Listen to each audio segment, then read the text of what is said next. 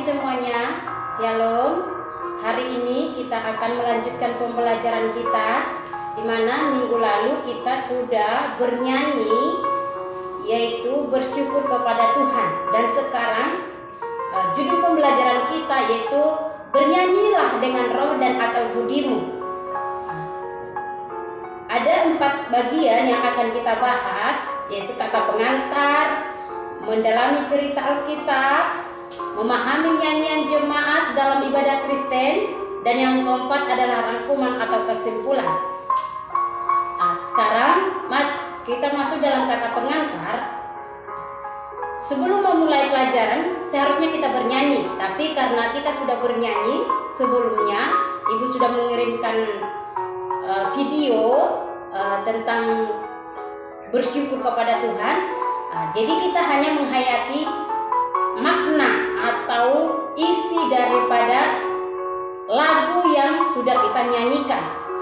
Bersyukurlah kepada Tuhan sebab Dia baik, bahwasanya untuk selamanya kasih setianya. Itu adalah kata-kata daripada isi pujian kita atau lagu kita yang sudah kita nyanyikan. Dalam ibadah Kristen, kita sering menemukan kegiatan-kegiatan seperti bernyanyi, berdoa, dan mendengarkan firman Tuhan. Dan dalam setiap kegiatan, kita sering bernyanyi dengan girang, bahkan juga dengan syahdu. Ya, itu dilakukan supaya kita menghayati makna nyanyian tersebut. Itulah ekspresi kita dalam memuji Tuhan.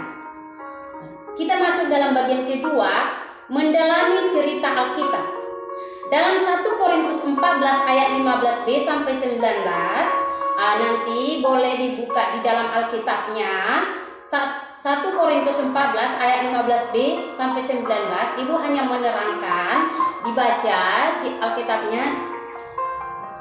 Firman Tuhan ini adalah bagian dari surat Paulus kepada jemaat di kota Korintus. Surat Paulus ini berisi nasihat kepada jemaat Korintus agar mengusahakan kebaikan-kebaikan dalam jemaat. Surat Paulus ini juga mengingatkan kita untuk saling menolong, menghibur, mendorong, dan saling menguatkan. Karena pada waktu itu, jemaat Korintus hanya sibuk mementingkan satu karunia dari Allah, yaitu bahasa roh atau berkata-kata dalam bahasa asing. Menurut Paulus, nyanyian yang baik dalam ibadah adalah nyanyian yang menggunakan akal dan budi. Artinya, tidak asal bunyi atau tidak asal bernyanyi dan bersuara atau bernyanyi tidak jelas, tetapi kita harus bernyanyi dengan pengucapan yang jelas, kata-katanya dapat dimengerti, dan isi atau tujuan nyanyian itu dapat dihayati oleh yang menyanyikan ataupun yang mendengarkan. Itulah tadi bahwa judul pelajaran kita adalah bernyanyilah dengan roh dan akal budimu. Jadi nyanyian yang menggunakan akal budi yang baik akan menolong orang lain yang mendengarkan ikut mengaminkan isi dari nyanyian itu. Ya, orang yang mendengarkannya bisa mengaminkan sebagai tanda setuju karena memahami isi dan maksud nyanyian tersebut. Kita masuk ke bagian yang ketiga, yaitu memahami nyanyian jemaat dalam ibadah Kristen. Dalam ibadah Kristen terdapat beberapa jenis nyanyian, ya. Ada dua jenis nyanyian, yaitu berdasarkan irama, ya, dan juga berdasarkan isi atau pesan.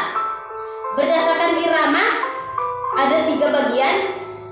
Ada nyanyian yang dinyanyikan dengan semangat, ada nyanyian yang dinyanyikan dengan lembut, ada nyanyian yang dinyanyikan dengan syahdu, ya. Yang kedua berdasarkan isi atau pesan. Ada 2 bagian, yaitu ada nyanyian yang memuji Allah. Ada nyanyi yang kedua, ada nyanyian yang berisi doa atau harapan, ya, permohonan. Nyanyian yang dikehendaki oleh Tuhan adalah nyanyian yang berasal dari hati kita. Dalam nyanyian itu ada pesan, ada perasaan, keyakinan, dan doa yang menandakan hubungan kita yang dekat dengan Tuhan. Dan yang keempat adalah rangkuman atau kesimpulan. Ibu akan menyimpulkan pembelajaran kita hari ini. Bernyanyilah dengan roh dan akal budimu. Bernyanyi adalah salah satu unsur ibadah umat Kristen yang tidak dapat diabaikan atau dilakukan secara sembarangan atau asal berbunyi, asal bernyanyi seperti itu ya. Menyanyi adalah ekspresi doa dan harapan umat terhadap Tuhan. Karena itu, bernyanyi hendaknya dilakukan dengan akal dan budi yang baik. Demikian juga nyanyian diciptakan dengan akal dan budi yang baik, agar melalui nyanyian orang yang bernyanyi dan mendengarnya ditolong memahami karya Allah yang selalu baik dalam kehidupan kita. Itulah pembelajaran kita hari ini. Bernyanyilah dengan roh dan akal budimu. Demikian Ibu sampaikan. Terima kasih. Tuhan Yesus memberkati.